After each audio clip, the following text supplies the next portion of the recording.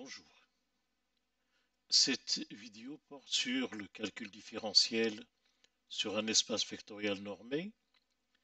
Ici, il s'agit de l'espace des matrices carrées que l'on munit d'une norme matricielle ou sous-multiplicative, c'est-à-dire une norme qui vérifie la norme d'un produit et majorée par le produit des normes.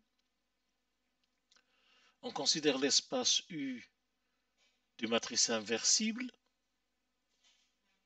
Et pour calculer l'inverse A-1 d'une matrice A, nous allons appliquer la méthode de Newton, qui consiste à chercher A-1 comme la limite d'une suite xk qui vérifie la relation de récurrence, xk plus 1 égale xk moins la différentielle de f au point xk, on prend l'inverse, appliqué au vecteur f de xk. Dans cette expression, f est l'application de U vers Rn, l'espace des matrices carrées d'ordre n, défini par f de x égale x moins 1 moins a. Le premier terme de la suite étant donné. Alors les questions que nous allons discuter sont les suivantes. Petit a montrer que l'itération précédente prend la forme xk plus 1 égale xk plus xk facteur 2i moins axk, pour k allant de 0, 1, 2 à l'infini, lorsqu'on remplace dans l'expression de récurrence f par sa valeur. Deuxième question, pour l'erreur, nous allons voir pourquoi on l'appelle l'erreur, ek égale i moins axk, montrer que ek plus 1 égale ek au carré. Et enfin, montrer que si la norme de i moins ax0, x0 le premier terme de la suite, si cette norme est strictement inférieure à 1, alors la suite xk converge vers l'inverse a-1 cherché. Nous allons donc commencer par la première question, à savoir, si on remplace f par sa valeur, la relation de récurrence s'écrit xk plus 1 égale xk plus xk facteur de i moins axk. Alors,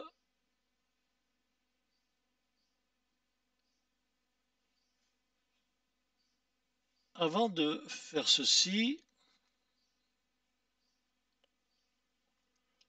nous allons, puisque dans la relation de récurrence, nous allons calculer la différentielle de f et considérer sa réciproque, nous allons revoir la façon de calculer la différentielle de la fonction définie par f de x égale x moins 1. Moins a est une constante, sa différentielle est nulle. Donc il s'agit de calculer la différentielle de l'application qui est x associe x moins 1 de u dans u. Alors pour cela, nous allons d'abord revoir quelques notions préliminaires qui, pour les uns, seront des rappels et pour les autres, ce seront des exercices.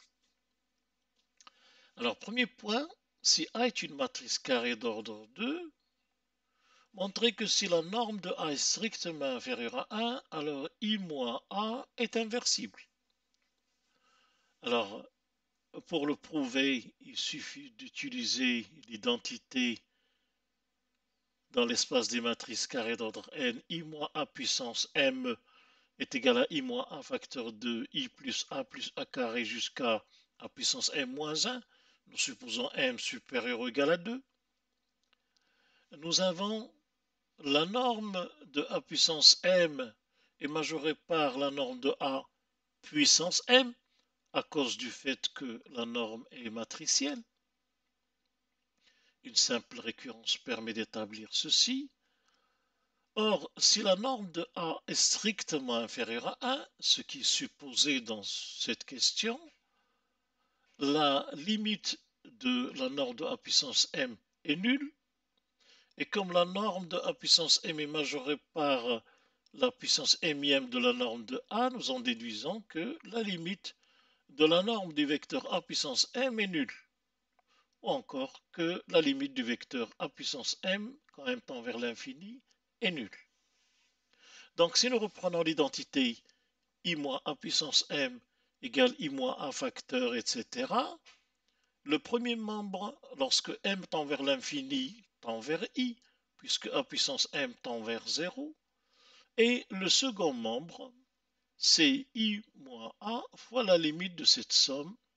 Alors ça, là, on voit une série qui est normalement convergente puisque la norme de A est strictement inférieure à 1. C'est une série donc géométrique, normalement convergente, puisque la norme de A puissance m est majorée par norme de A puissance m, qui est le terme général d'une série numérique convergente, à cause du fait que la norme de A est strictement inférieure à 1, et par conséquent, elle est convergente et sa somme, c'est sigma de k égale 0 à l'infini de A puissance k.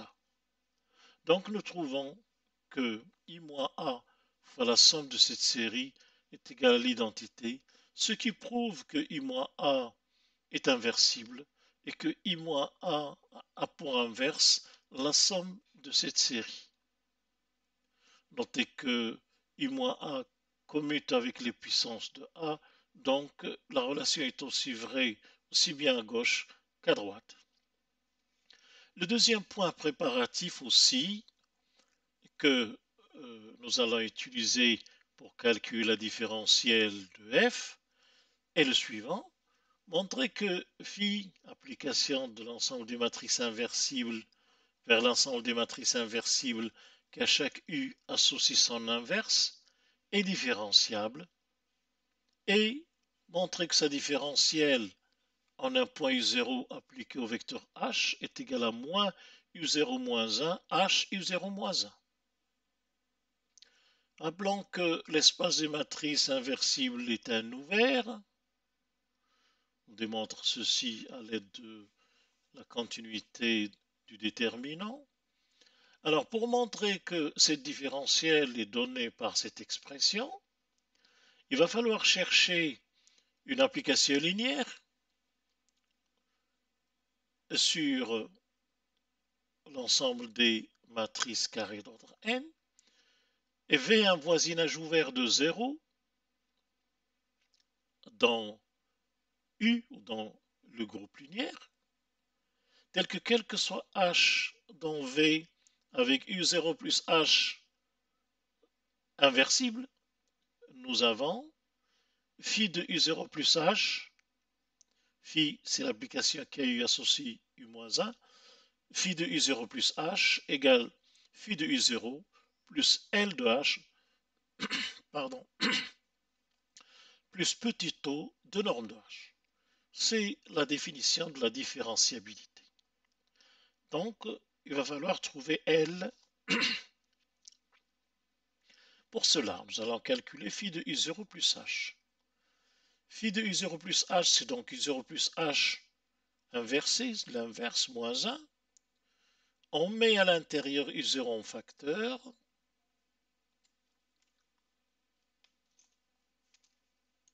Ici,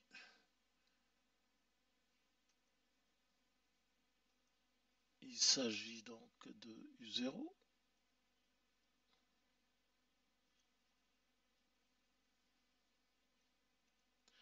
Bien, donc, si on met U0 en facteur, nous allons avoir U0 facteur de I plus U0 moins 1 H moins 1.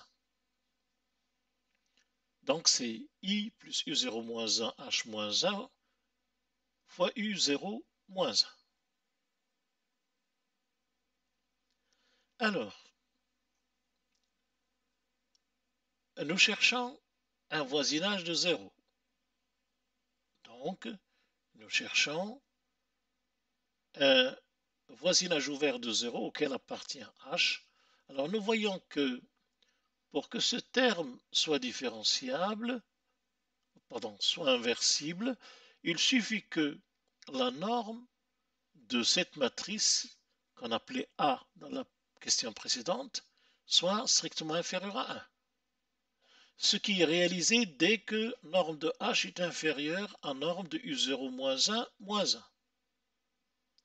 En effet, la norme de u0 moins 1 fois h, c'est-à-dire la norme de cette matrice, est majorée par le produit des normes, puisque la norme est sous-multiplicative, qui est majorée par 1 si on suppose cette inégalité. Supposer cette inégalité revient à dire qu'on se place dans la boule ouverte de centre 0 et de rayon norme de U0 moins 1 puissance moins 1. C'est une boule ouverte.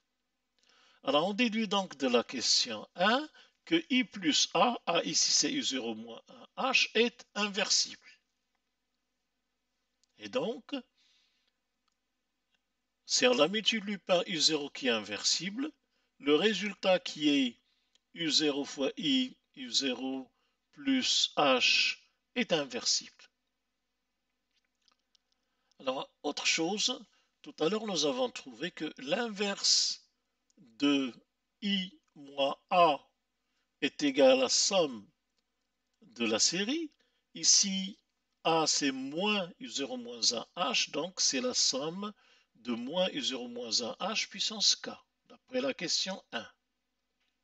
Alors si on ouvre, on développe cette série, le début s'écrit pour k égale 0 i, moins u0 moins 1 h puissance 1, plus u0 moins h au carré, ou bien u0 moins 1 h fois u0 moins 1 h, etc.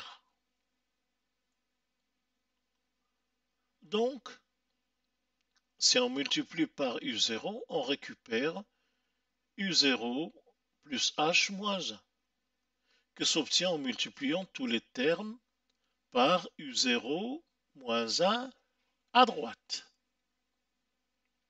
Et on obtient u0 plus h moins 1 égale u0 moins 1 plus un terme qui est moins u0 moins 1 h, u0 moins 1 qu'on appelle L de h, c'est une application linéaire en h, plus le reste qu'on appelle R de h. Alors, nous allons montrer que la différentielle est donnée par cette expression. Alors pour cela, il va falloir montrer que ce reste est un petit taux de norme de h. Alors prenons donc la valeur du reste, c'est le premier terme moins ces deux termes-là, ça fait norme de u0 plus h moins 1 moins u0 moins 1, alors plus u0 moins 1 h u0 moins 1 en norme.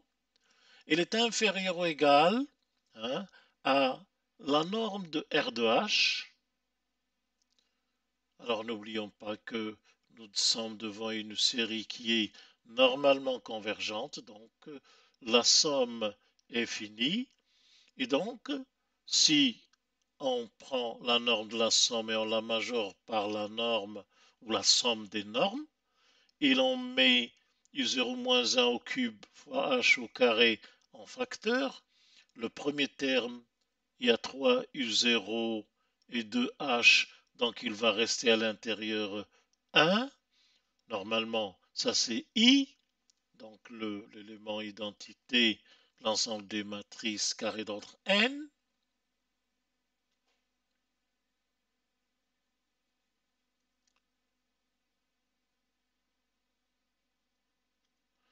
Donc, plus le suivant ici, normalement, le suivant contient 4 U0 et 3H, donc il va rester U0 moins 1 H en norme, bien sûr, plus son carré, plus puissance 3, etc. Donc, à l'intérieur, nous avons la somme des termes d'une suite géométrique réelle, qui est convergente puisque le produit de ces deux normes est inférieur à 1. Et donc sa somme, c'est 1 divisé par 1 moins la raison. Et par conséquent, le reste R de h a une norme qui est majorée par norme de u0 moins 1 puissance 3, norme de h au carré sur 1 moins norme de u0 moins 1, norme de h. Pour montrer que le reste c'est un petit taux de norme de h, il faut montrer que la norme de R de h sur norme de h tend vers 0 quand h tend vers 0. Puisqu'il est majoré par cette quantité qu'on a appelée ici epsilon de h, il suffit de montrer que la limite de epsilon de h sur norme de h tend vers 0. Mais epsilon de h sur norme de h, ça fait ce rapport divisé par norme de h. Il suffit de simplifier ce carré.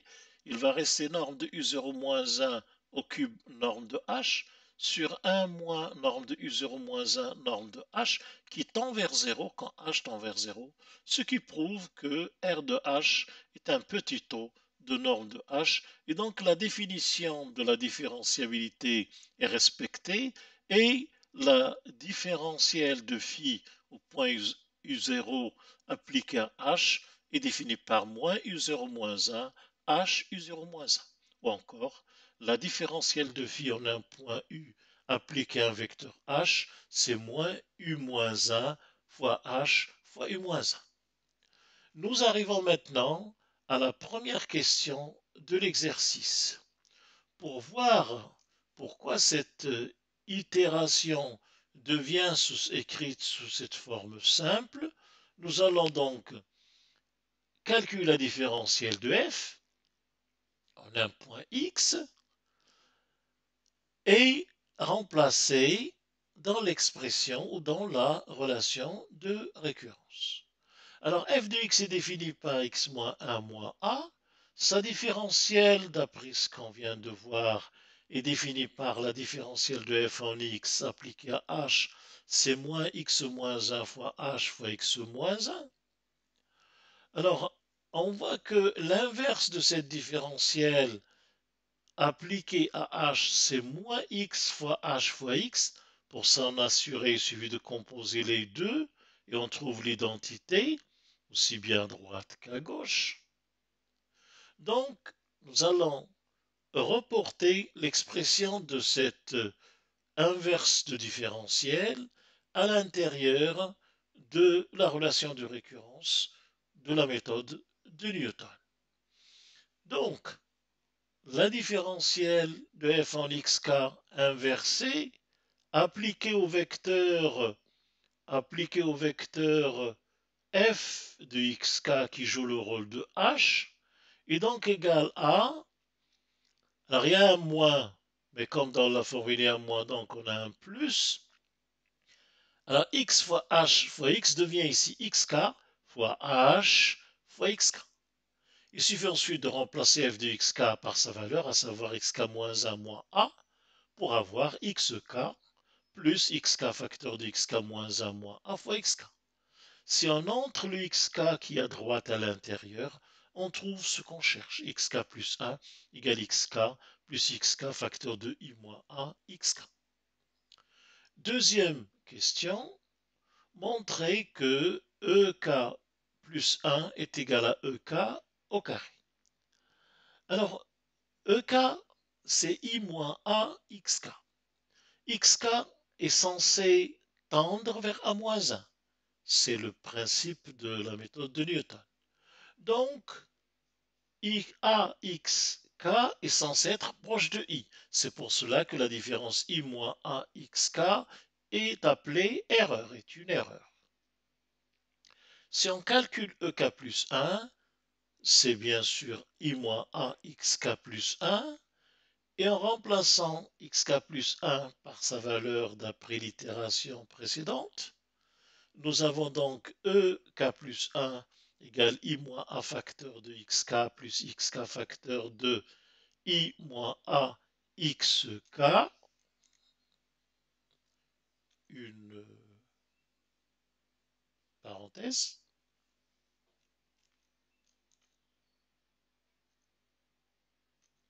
Donc, en développant, nous allons avoir k plus 1 égale i moins a facteur de xk, plus xk fois i moins xk fois a fois xk. Puis en développant, en multipliant par a, cela donne ek plus 1 égale i moins axk, moins axk encore une fois, et plus axk axk. Qu'on peut écrire i moins axk pour les deux premiers termes, et on peut mettre axk en facteur dans les suivants. Ça fait axk facteur de i moins axk. Ou encore i moins axk au carré, ce qui est exactement ce qu'on cherche. On a bien ek plus 1 égale ek au carré. Vient maintenant la dernière question, à savoir, si la norme de i moins ax0 est inférieure à 1, alors la suite xk converge vers l'inverse cherché. Nous supposons donc que la norme de i moins ax0 est inférieure à 1, strictement. Dire que xk converge vers 1 moins 1 revient à dire que axk converge vers i. Il suffit de multiplier à droite par a. Ou encore que i moins axk converge vers 0. C'est-à-dire que l'erreur converge vers 0, c'est ce que nous allons montrer. Alors l'erreur, on peut l'écrire ek égale ek moins a au carré, par une translation. Donc la norme de ek, c'est la norme de ek moins a au carré, qu'on majore par norme de ek moins 1 le tout au carré, par le fait que la norme est matricielle. Alors de même, on a norme de ek-1 majorée par la norme de ek-2 le tout au carré, ce qui permet de voir que la norme de ek est majorée par la norme de ek-2 puissance 2 au carré. On peut généraliser par récurrence et trouver que la norme de ek est majorée par la norme de e0 puissance 2 puissance n. C'est-à-dire qu'on obtient i moins a xk en norme majorée par la norme de i moins ax0 le tout puissance 2 puissance n. Or, la norme de i moins ax0 est strictement inférieure à 1, donc la limite de la norme de i moins ax0 puissance 2 puissance n lorsque n tend vers l'infini est nulle. Et donc, on a déduit que la limite de la norme de i moins axk lorsque k tend vers l'infini est 0, ce qui traduit que la limite quand k tend vers l'infini de axk est égale à i, ou encore que la limite de la suite xk quand k tend vers l'infini est égale à moins 1. Voici donc un petit peu de calcul différentiel sur les espaces vectoriels normés et un peu d'analyse numérique, puisqu'il s'agit ici d'approcher l'inverse d'une matrice par une suite. Je vous remercie.